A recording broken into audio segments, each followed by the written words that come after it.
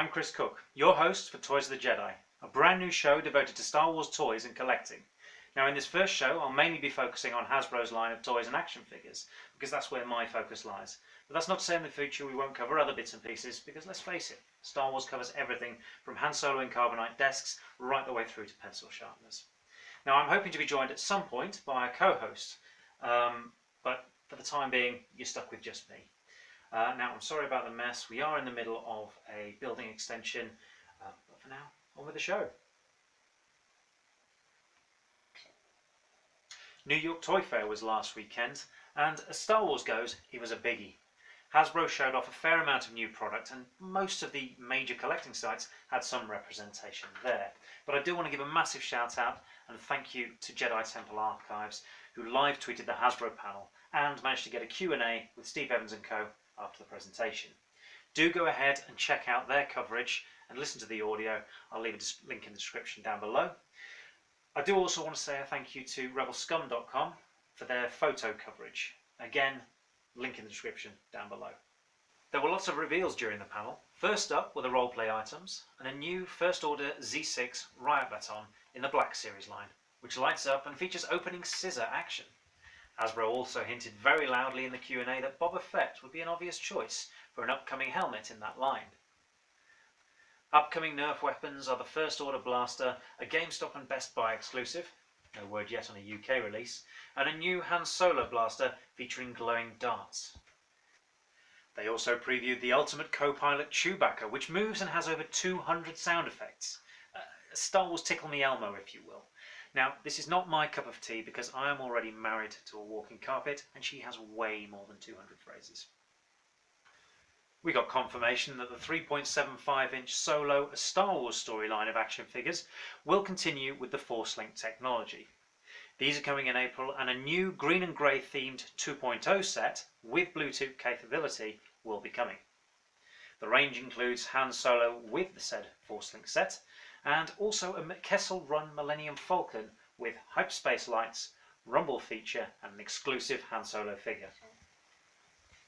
For the basic figure line, Wave 1 consists of Kira, Chewbacca, Range Trooper, a Mimban Stormtrooper, and repacks, now Force-linked, of K2SO, Luke Skywalker Jedi Master, and Maz Kanata.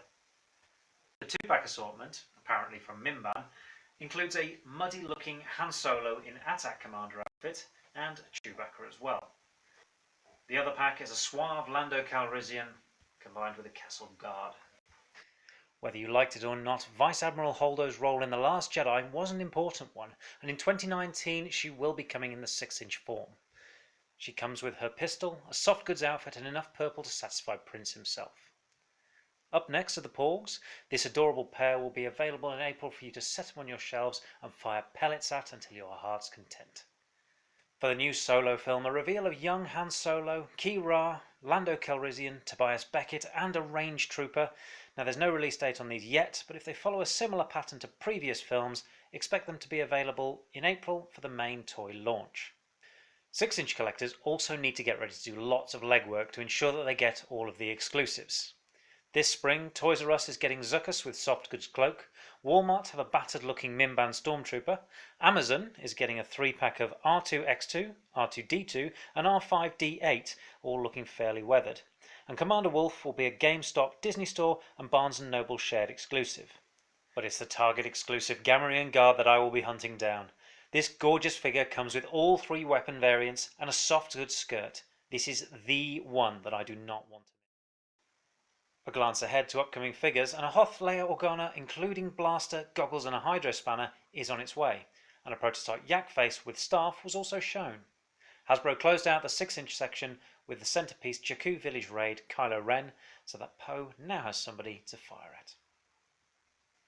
The return of the vintage collection was the most anticipated part of Toy Fair for many collectors, and so far we know that Wave 1 will include Supreme Leader Snoke, First Order Stormtrooper, Kylo Ren, Rey Jakku, Jyn Erso and a Hoth Rebel Trooper, and these are due for release in April.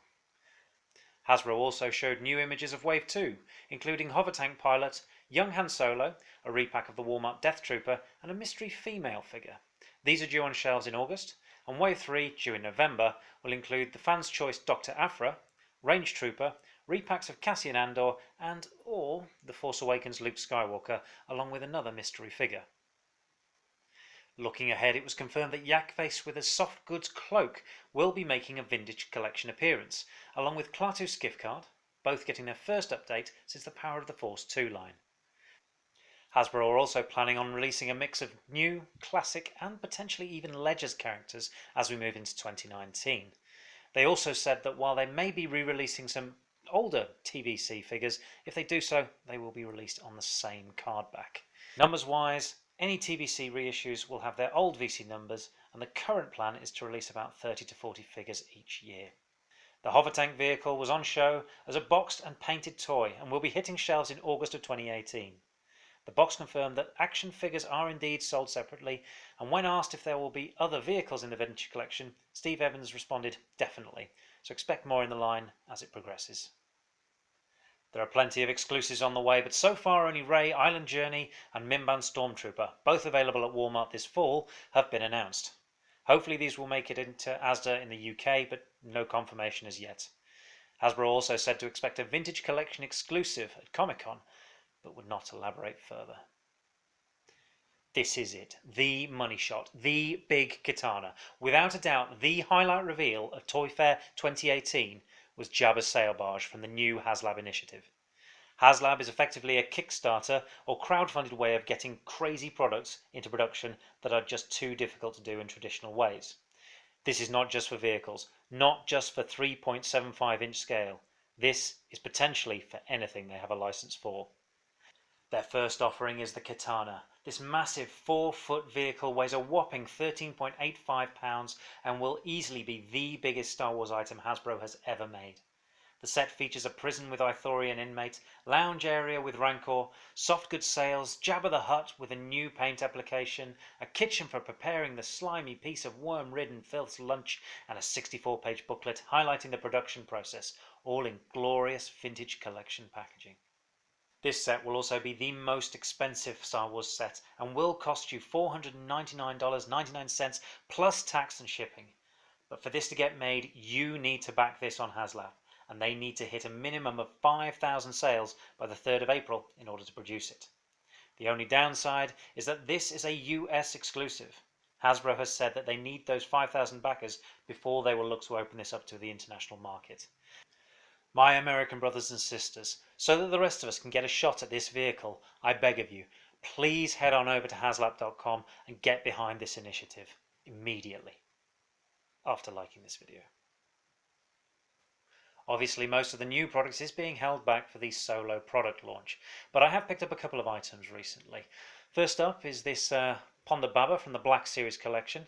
Now, I'm not expecting this to show up over here in the UK anytime soon, so I went ahead and ordered it from eBay, $15.99. I thought I was doing all right with that.